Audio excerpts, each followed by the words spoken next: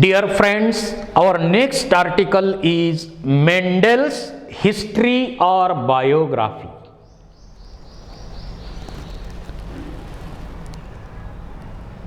ज्या सायंटिस्टनं जेनेटिक्समध्ये एवढं मोठं कार्य आपल्यासाठी केलेलं आहे त्याची बायोग्राफी स्टडी करणं आपलं काम आहे. John Mendel was born in 22nd July of 1822 in Silesian village Heigendorf in family of poor farmer of Austria at that time, now a part of Czech Republic. म्हणजे 22 जुलै 1822 ला त्याचा जन्म हायजेनडॉर्फ नावाच्या खेडेगावात झाला. गरीब शेतकऱ्याच्या कुटुंबात झाला. त्याचं खेडगाव त्यावेळी ऑस्ट्रिया देशात होतं. आत्ता ते सिझेक रिपब्लिक या देशात आहे.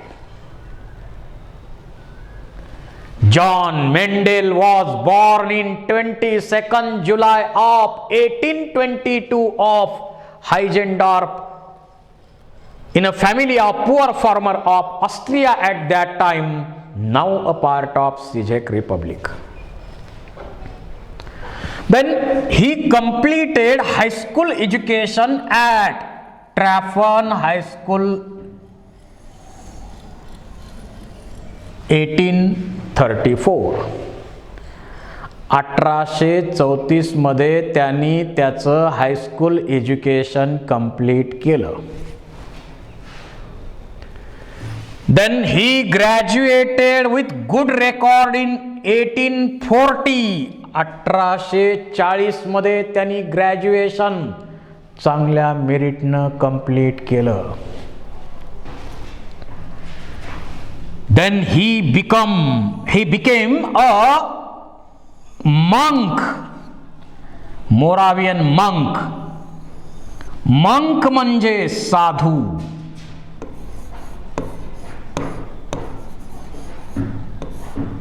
किंवा भिक्षुक.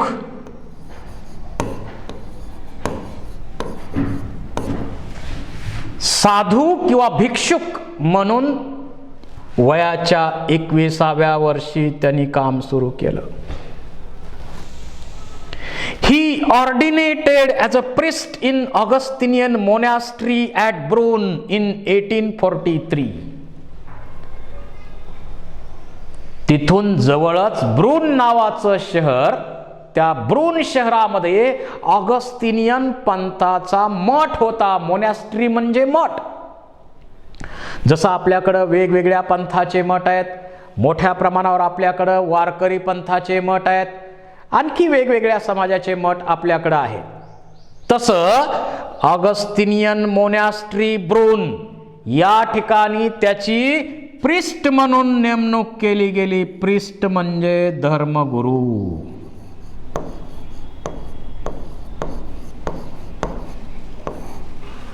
प्रिस्ट म्हणजे धर्मगुरू, जे धर्माचं शिक्षण देतात ते धर्मगुरू. जसं आपल्याकडे अनेक धर्मगुरू आहेत. बाबा महाराज सातारकर, देगलूरकर महाराज, तनपुरे महाराज, कितीतरी अशा प्रकारे धार्मिक कार्य करणारे प्रिस्ट म्हणजे धर्मगुरू आपल्याकडे आहेत. त्याप्रमाणे मेंडेल सुद्धा एक धर्मगुरू म्हणून काम करू लागला. म्हणजे Mendel Maharaj.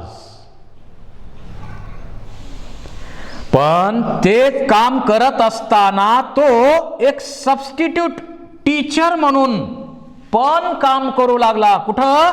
Imperial royal gymnasium या ठिकाणी एक पर्यायी शिक्षक म्हणून तो काम करू लागला. परंतु तिथं नंतर टीचरची गरज निर्माण झाली, कारण फक्त त्या ठिकाणी धर्माचंच नाही तर सायन्स एज्युकेशन सुद्धा दिलं जात होतं. आणि म्हणून त्यांनी मेंडेलला पुढं व्हायना युनिव्हर्सिटीमध्ये पाठवलं. व्हायना युनिव्हर्सिटीमध्ये त्याला पाठवलं. They sent Mendel to Vienna university to study physics, natural science and mathematics. त्यांनी मेंडेलला व्हायना युनिव्हर्सिटीमध्ये नॅचरल सायन्स, मॅथमॅटिक्स, फिजिक्स या विषयांचा स्टडी करण्यासाठी पाठवलं. पण हा स्टडी 3 वर्ष त्यांनी केला.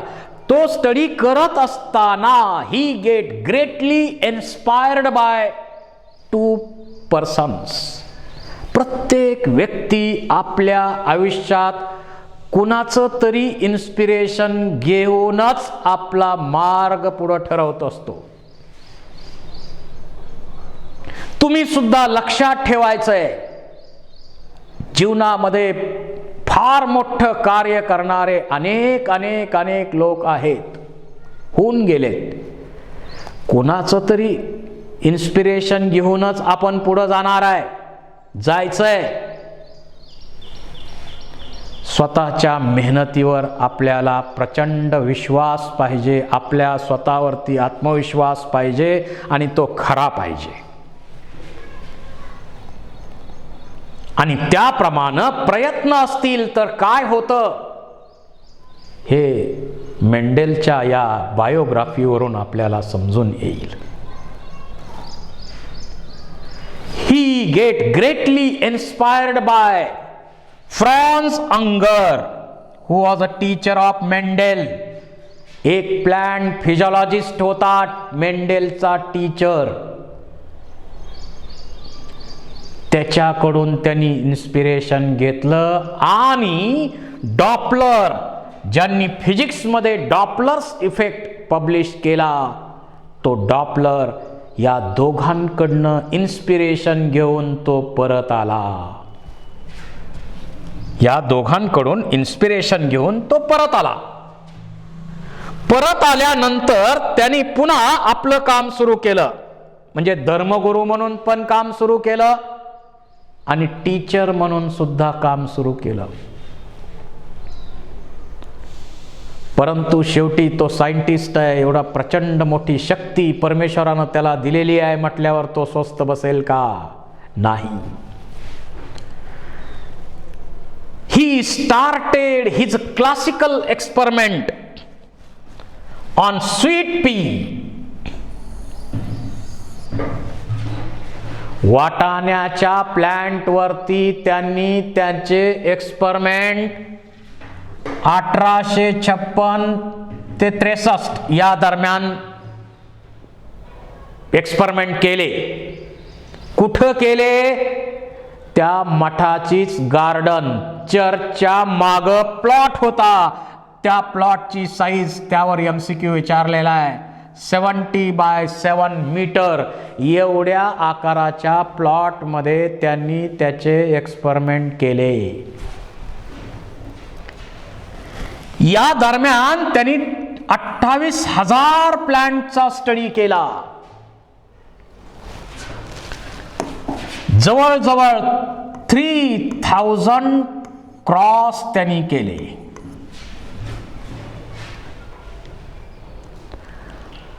आणि त्याचे जे कन्क्लुजन्स त्याला मिळाले, याचे जे कन्क्लुजन्स त्याला मिळाले, ते conclusions is presented his finding in a paper entitled. त्यांनी पेपर पब्लिश जो केला त्या पेपरचं नाव काय होतं? Experiments in plant hybridization. हा त्यांनी रीड केला कुठं? एका मीटिंग मध्ये, natural history society Brunn in 1865. Later on he published his results in little scientific journal of Broun City named as Annual Proceeding of Natural History Society Broun. या छोट्याशा जर्नलमध्ये त्यांनी त्याचे रिझल्ट पब्लिश केले 1866 मध्ये. But unfortunately his work remains unnoticed.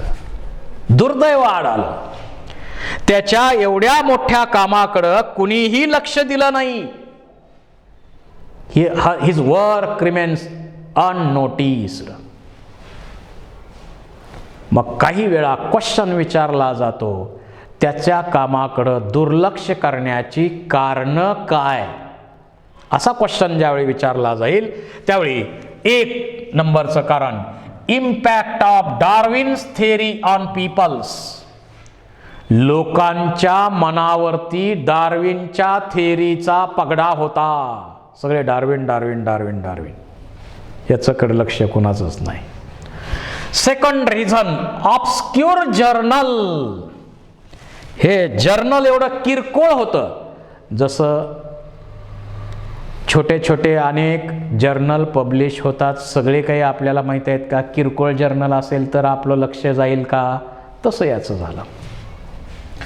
Little approach towards Mendel's work. त्यांनी केलेल्या कामाकडं लक्ष कुणीच दिलं नाही, कारण लोकांना त्यांनी काय केलं हे समजलं पण नाही. कोल्ह्याला द्राक्षे आंबट असं म्हणण्यासारखं आहे. And his higher statistical principle, त्याचे स्टॅटिस्टिकल प्रिन्सिपल जे वापरले ते एवढे हायर होते, लोकांच्या समजण्याच्या बाहेर होतं.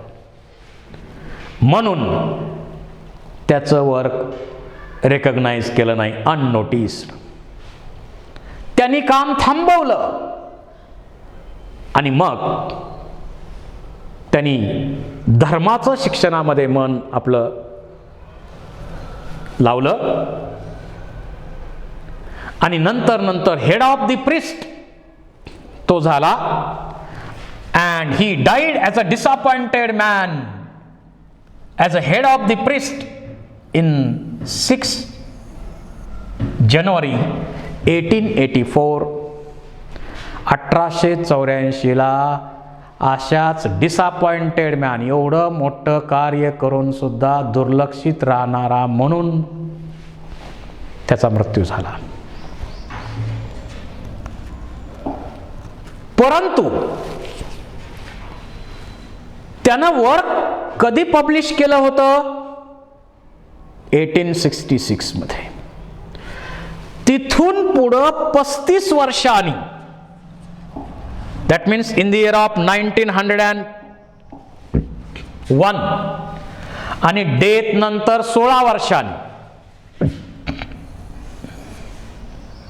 डेथ नंतर 16 वर्षांनी त्याचं जे वर्क आहे, त्याचे जे एक्सपेरिमेंट्स आहेत, त्याचं रिटेस्टिंग केलं गेलं. युरोपच्या 3 कॉर्नरला 3 वेगळ्या ठिकाणी सायमल्टेनियसली त्याच्या वर्कची रिडिस्कवरी केली गेली.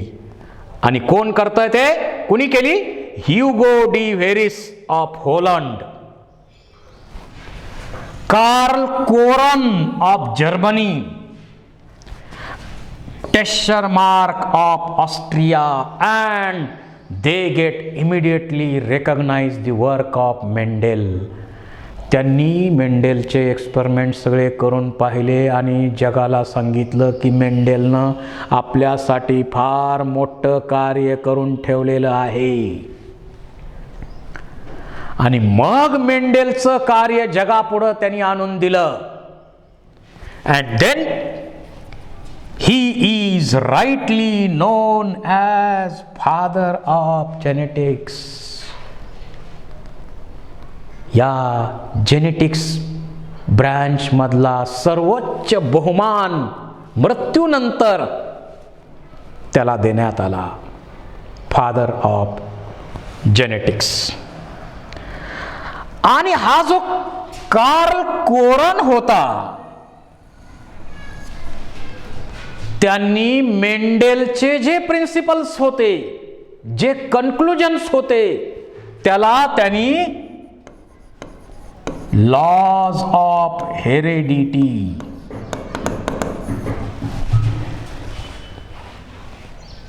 त्याला त्यांनी लॉज ऑफ हेरेडिटी म्हटलं. आज आपण आनुवंशिकतेचे नियम, हेरेडिटीचे नियम म्हणून त्याचा स्टडी आजही करतोय, पुढेही करत राहणार, कारण जेनेटिक्सचं बेसिक याद दडलेलं आहे.